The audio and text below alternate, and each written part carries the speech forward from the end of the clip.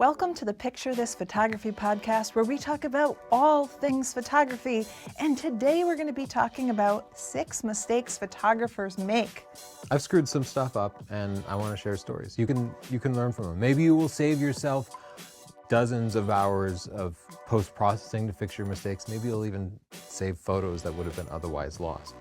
Chelsea, tell everybody who makes this possible. You know who does that? Is Squarespace. And you can make your very own Squarespace website, portfolio, whatever you need today. And you can get a 14-day free trial. Just go into the description below, hit the link, squarespace.com/Chelsea. You can get that 14-day free trial. And if you like it, you can get 10% off with the coupon code Chelsea. Thank you, Squarespace. Thanks, Squarespace. And number 6. Number 6 mistake that photographers make is using a crappy tripod.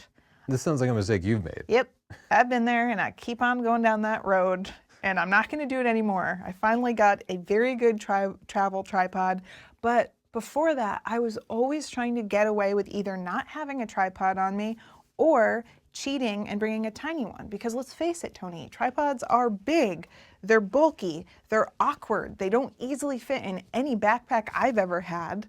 And you always think, well, maybe I could just balance it on a rock, or maybe I could use this little tabletop one, or this little twisty spider leg one. And no, that has never worked for me. I've never been satisfied. So all of you, please get a decent tripod. Make sure it's one that can support the weight of your camera. Otherwise, you go to do a long exposure and the head gradually tilts over the time of the exposure. Make sure it's one with legs that actually lock. I have tested tripods where the legs don't lock and the whole setup comes crashing down. Make sure that it's tall enough. You don't want some little short tripod and you can't get the angle that you want, or you can't get it tall enough to be the correct height for you. And another thing I think is good is make sure it has that little hook so you could put something weighted like your camera bag on it to keep it stable. That is nice. I mean, you can either take Chelsea's advice now, or you can wait until you screw up a bunch of pictures and then you'll realize Chelsea was right the whole time and then you'll have to go buy a tripod anyway. So this sounds like a process you're familiar with. Yeah, just admit Chelsea's right from the beginning. It's easier. Number 5 is a mistake I make all the time, and that's sharing pictures too soon. We were in California recently, traveling with a friend, taking pictures everywhere we went. And I saw amazing and beautiful things. Over and over again, I would snap a picture, basically a snapshot, and I'd be so excited that I would share it immediately on Instagram. Yeah. And then, you know what would happen? I'd get to our room that night, I'd import the pictures, I'd go through them, I'd do some edits, and I would think, oh, I just made a much nicer version of that picture I just shared.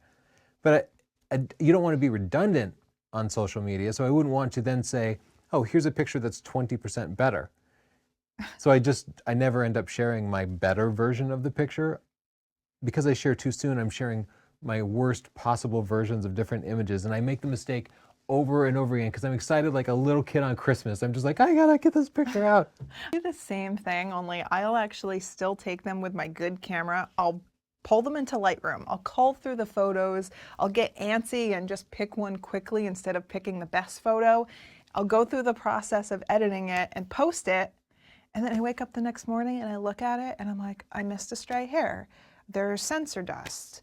I left some things poking in from the edges of the frame. It's like sometimes you just need to sit on it an extra day and look at it with fresh eyes, give it another pass in editing, and then post it. It's not too late to go back and edit your old photos, so if that's something you'd like to do now and you'd like to learn more, we're going to have the digital version of our Lightroom books on sale for 50% off, and you can find out more in the link down below. Number 4, following the rules. This is one that I've really had a problem with. It might sound weird. It's a mistake to follow the rules, but you can follow the rules of photography way too much. Yeah, especially if you're like a lawful, orderly person like I am. Or I find that like a lot of more technical people just follow the rules so much that it becomes very formulaic and boring. And so here's my advice to you. Learn the rules and practice them, and then think about times that you could break them that make sense. So here's an example. Leveling the horizon is typically good, right? You want a level horizon, you don't want your picture to be crooked, but if you're taking a spooky photo in black and white of someone looking creepy in a cemetery, tilting your photo and making the horizon not level can make it spooky. So when you know the rules, you can also know how and when to break them. And that keeps your photos from looking boring and simple. And it can infuse your own style. When I scroll through my photo catalog, I always scroll through this period of about a year when I did everything by the rule of thirds. No matter what it was a photo of, I was positioning it in like the left or right third of the frame over and over again. Even when it was just a picture of a bird that should just be straight on centered, I followed the rule of thirds. I just thought, oh, I'm an artiste now. Look at the way things are 1/3 of the way through the frame. Well, I mean, you got a lot of practice following that rule. Now you Yeah, probably know when to break it, right? Yeah, now I still often fall back to the rule of thirds, but I don't do it every time. I don't want to be known as the rule of thirds guy. Like, that's not my style. He's always slightly off center. I got stuck following the rules when I did stock photography because they would just straight up reject your photo if it was like slightly out of focus or slightly askew, or if it, and just a number of things. They were just aiming for technical perfection, and it did a number on me psychologically where I was afraid to infuse my own emotions into a photo. Coming up, Chelsea's going to tell you if chasing trends is ruining your photos, because it ruined some of mine. But first, I want to tell you about our sponsor, Squarespace. Whether you need a domain, website, or any kind of online presence, Squarespace makes it incredibly easy. You don't have to be some super nerd. Just drag and drop your pictures into their app, and they'll put it online. They have smartphones, tablets, computers, whatever they're watching it on, your website is going to look fantastic. So make good use of your downtime. Get your online presence upgraded and head to squarespace.com/Chelsea. You get a 14-day free trial. If you love it, the coupon code Chelsea gets you 10% off. Thanks, Squarespace. I'm actually going to be updating my Squarespace soon because I just posted a series of photos to Instagram of my black and white churches that I've been taking pictures of. And I never got a chance to go into my portfolio and make it its own little section. So I have to go do that. Hey, that's a good idea. It's good. It's nice to be able to make series and have them somewhere where you can see them in a complete way. So it's those series that you'll eventually turn into like a gallery showing. yeah, that's what I'm hoping. That's what I'm hoping. You get me. Thanks, Squarespace. Number 3 is not cleaning gear. I have done this so many times and it has wasted hundreds of hours of my time cumulatively. Well, you even have a video about how to clean your sensor, and yet we don't do it enough. No, because for me, I always think I am going to clean my sensor before I leave for this shoot.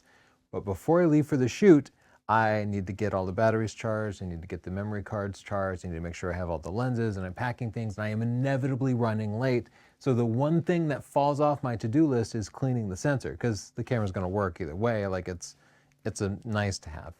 But then after the photo shoot's done, I get back and I have 250 pictures to go through, and they all have like a spot of dust in the upper left corner. And you could fix that in post.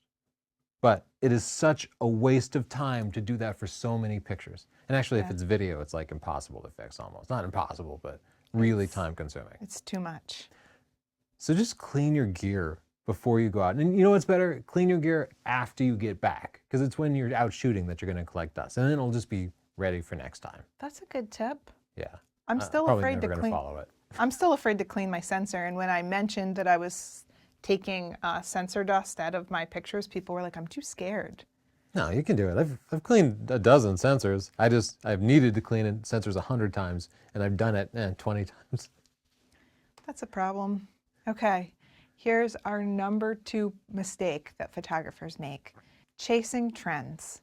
It's very tempting and it's fun. And you know what, Tony? I think it's actually useful sometimes because you can learn something. You can learn a new style. You can learn a new tool on how to take pictures. But when you do it too much, you're ruining your own style that would put your own unique mark on your photography. Remember that trend where it was travel photography and the photographer was grabbing someone's hand and they were looking back at them? That looked so cool the first, I don't know, 10 times I saw it.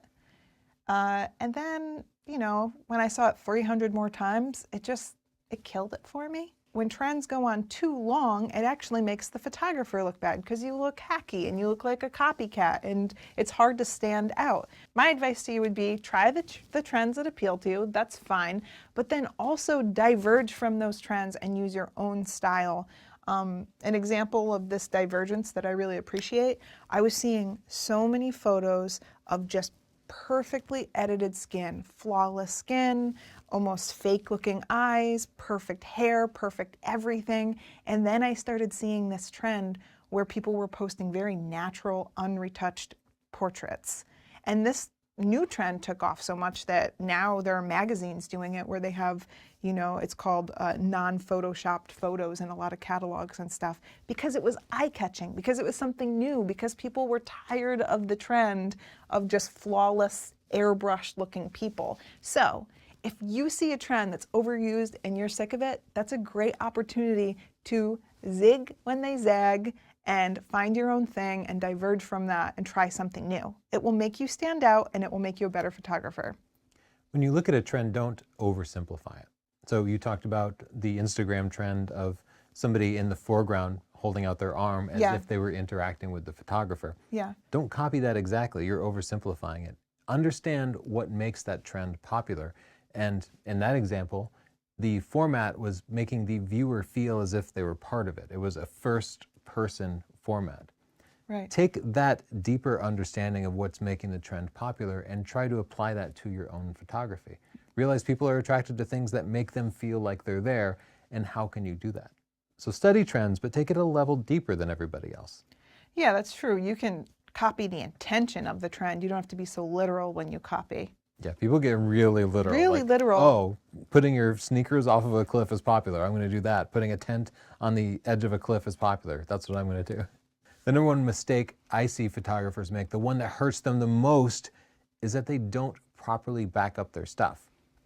I did IT security, and part of that was risk management. And risk management, briefly, is you take the likelihood of risk happening, you multiply that likelihood by the cost to you if that risk actually does happen.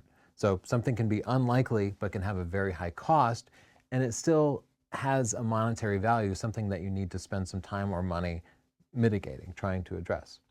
The example I always use is wearing my seatbelt. In 30 years of driving, I've never been in a car accident where my seatbelt saved me. Knock on wood, right? Yeah. But still, every time I get in the car, I put on my seatbelt because I understand, though it's unlikely on this given day for me to be in an accident, if I am in an accident, the consequences could be fatal. Like there is no greater risk, right? Mm-hmm. And the cost of mitigating that is literally zero. I just put a seatbelt on. Maybe there's a little cost. Maybe it's slightly less comfortable or something, but to me, it's worth it.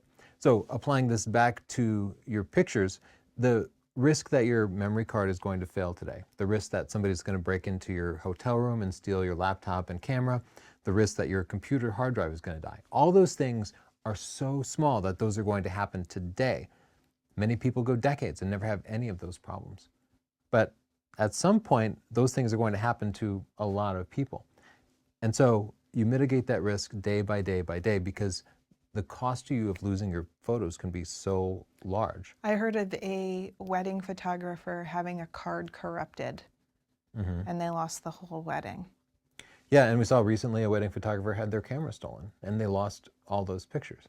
There are things they could have done to have backed those photos up, either by having dual SD cards or by pulling the SD card out and backing it up to one of those like Western Digital mobile hard drives. That's something I do.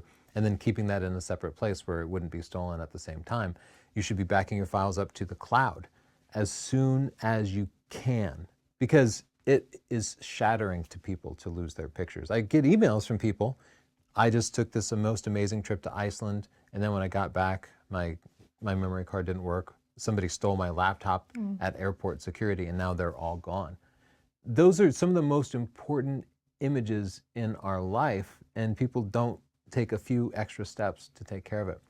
I have a detailed video on how we back stuff up and keep our files secure, applying my IT background here in my Art and Science of Photography video training series.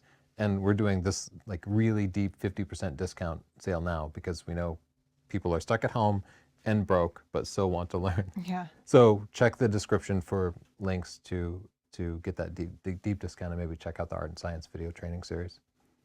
Okay, so those are our 6 mistakes that we see photographers make, including ourselves. If you have any others that you'd like to add to that, please comment down below with your experiences. If you have a funny story that goes with it, of course I want to hear that. And if you like this podcast, it would help us out a lot if you shared it and if you gave it a good review in your podcasting app. Thank you, Squarespace, for making this podcast possible.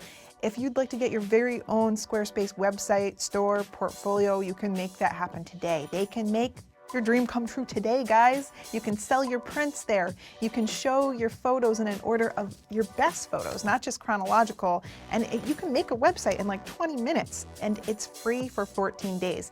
Go down to the description below, click the link, squarespace.com/Chelsea. And if you decide you like it and you'd like to buy it, you can use the coupon code Chelsea to get 10% off. Thanks, Squarespace, and thanks everybody for listening. Yeah, see you next time. Bye.